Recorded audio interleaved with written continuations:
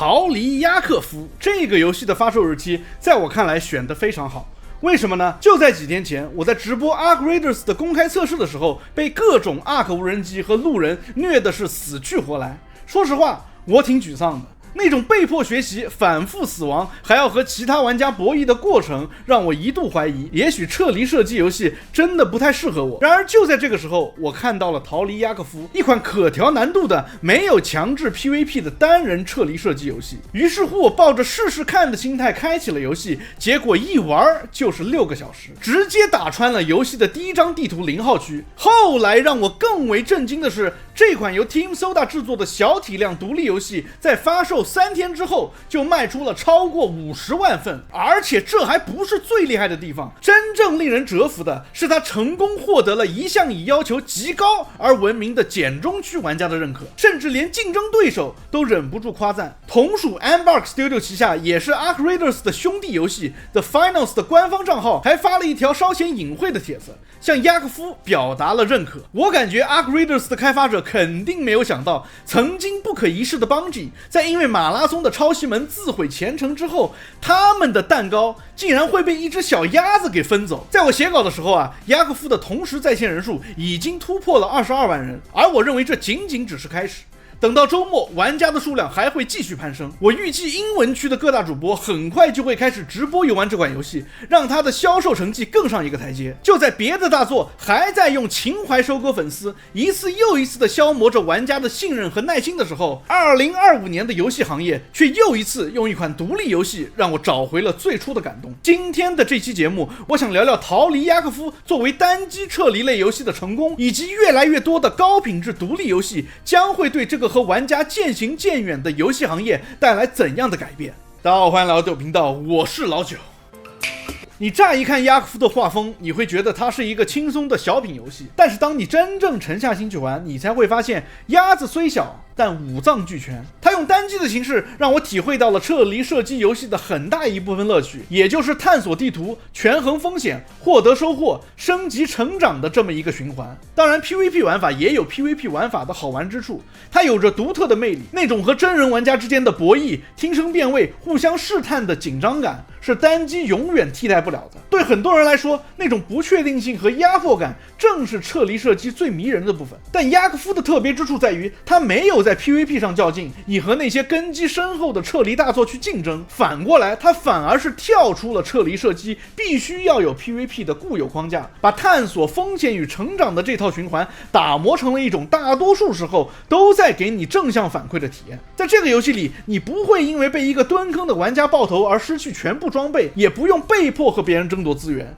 你完全可以按照自己的节奏去规划、探索，享受那种我每一次都比上一次更强、更有经验的感觉。相比 PVP 的不确定性，这种体验让我从游戏中得到的快感变得更加稳定。它不需要靠挫败感来证明挑战，也不需要用他人的失败来制造成就感。每一次成功的撤离都是对决策正确的奖励，而当我选择突破舒适圈去冒险的时候，大多数时间都能带来实实在在的成长。哪怕失败了，你也能清楚地知道自己学到了什么，下次该怎么做得更好。其实并不是只有我一个人抱有这种观点，而是很多现在就在玩撤离射击的玩家都是这个观点。就比如说三角洲行动这款游戏里面的撤离射击玩法，在官方改动潮汐监狱这张地图撤离点的机制之前，因为这张地图的资源多，大家都是一起搜刮、一起撤离、一起获益，没有必要互相伤害，所以玩家们都很默契，都可以挤在一个撤离点安全离开。这张地图也被大家称之为共享监狱。而改动之后呢，策划逼着玩家们去搞 PVP，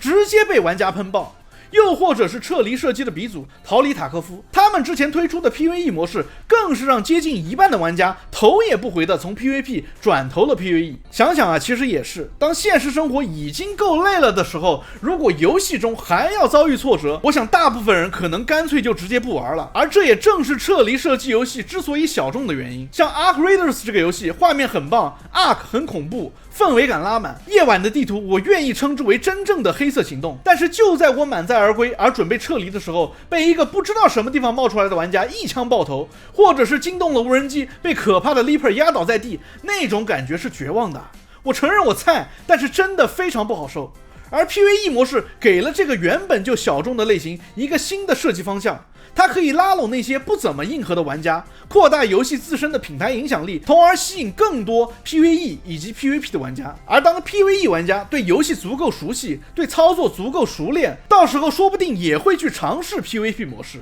Later. 说回雅克夫啊，这款游戏其实在各种细节上做的也是非常到位。其实一开始我还在想，雅克夫里面的枪换上不同的瞄具和配件之后，会如何在这样俯视角的玩法下呈现。没想到啊，游戏内枪械射击的时候，你按下右键瞄准，不同的瞄具对应着形状不一的鼠标模型，后坐力和举枪的速度也被以一种很巧妙的方式展现了出来。最好用的啊，我觉得还是这个激光。正儿八经的射击游戏，这个激光往往是加腰射的精准度的，但是真正你玩的时候，其实一直看不太清这个激光的本体。而雅克夫的激光器则是从你的枪上延伸出一束超级清晰的激光，让你自己利用好这个工具去提升精度。又或者是爆头瞬间的图标和音效，还让我看到了对于战地系列的明显致敬。你甚至可以用近战武器去和敌人激情互搏。实际上健身教练这个 NPC 会给你一个任务，在早期的时候就告诉你这种打法的可行性。游戏中的天气还有你本身的身体状态都需要你在有限资源的情况下做出取舍，以获得最大的利益。就比如说这个矿泉水，我玩的时候在早期老是脱水，需要喝水，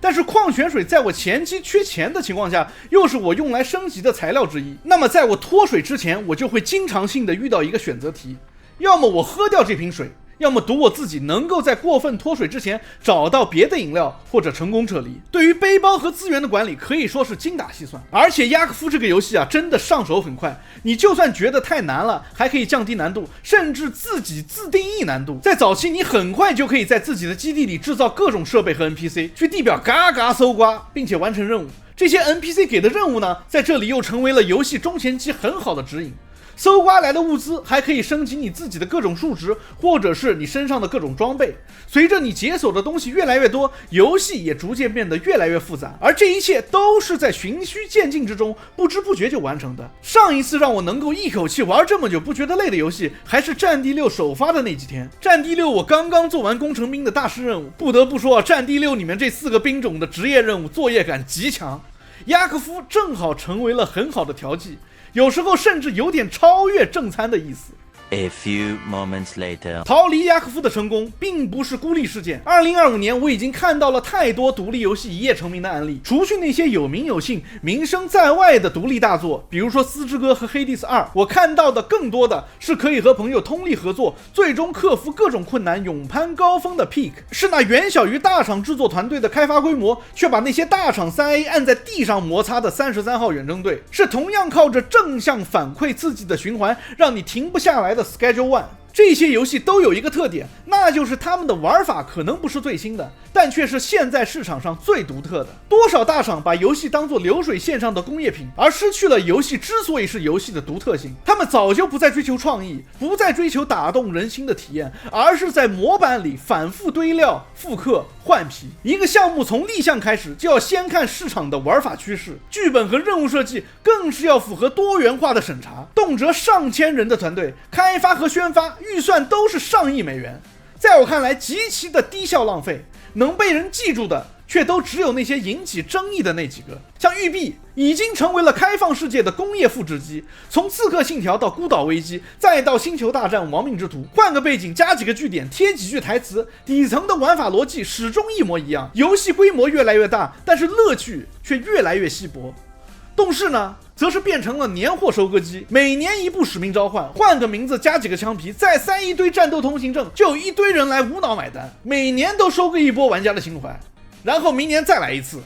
至于 EA 和 Take-Two， 他们的微交易已经可以说是用逆天来形容了。体育类的足球和篮球游戏因为垄断，所有内容都被拆分成无数碎片，塞进卡包、商城、季票，逼玩家一层层的掏钱。游戏性早已让位于变现的逻辑，他们不是在做游戏，而是在设计一个心理的陷阱。玩家的每一次点击都是精算师为了让消费行为最大化而量身定制的结果。就连我曾经最爱的以创意和叙事著称的 PlayStation， 如今也陷入了服务型游戏和 DEI 政策的死循环。对于服务型游戏和 DEI 的失败投资，让整个 PS5 世代几乎都没有几个正经的本家单机，而他们现在就已经开始预热 PS6 了。真的是令人失望至极。这个行业当创意枯竭就拿老 IP 来鞭尸，当玩家不买账就怪市场还没准备好，当舆论反弹就甩锅自己被网络霸凌了。他们口口声声说着游戏是艺术，但实际做的却是一种没有灵魂的工业制品，可控、可预测、可复制，是一堆看起来像游戏的消费品。反观像逃离雅科夫这样的小成本游戏，哪怕预算不高、画面不炫，却在玩法、氛围和机制上都有自己独特的灵魂。这些游戏像是一股逆流，让人们重新想起游戏的价值不在规模，而在真诚。在如今这个被资本、政治和算法裹挟的时代，这种真诚反而成了最稀缺也最能打动人的东西。玩家们最终是会觉醒的。在被这些游戏大厂反复收割之后，越来越多的玩家开始明白，真正值得支持的不是规模，不是品牌，而是作品背后的那份真诚与热情。正如我们已经看到的那样，独立游戏正在积蓄力量，他们终将诞生出自己的巨头。也许未来的几年内，就会有几个独立游戏工作室成长为新一代的行业中坚。他们会拥有稳定的资金、成熟的团队，乃至自己的发行体系。但他们是否会重走那些大厂的老路，这谁也说不准。历史告诉我们，理想在成功面前最容易被稀释。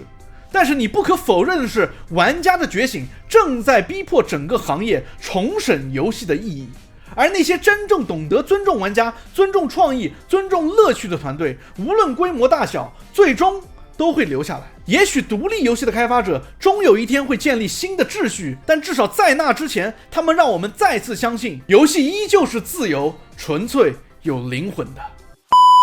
Anyways， 欢迎收看地主频道，感谢大家的陪伴。如果你也有对逃离雅科夫的看法，欢迎在评论区分享，也别忘了订阅、关注、点赞、收藏。我们下期见 ，Peace。这特好 I don't give a damn。我天，我觉得我是帮你省了100万，天哪，特好特好，你看你自己看。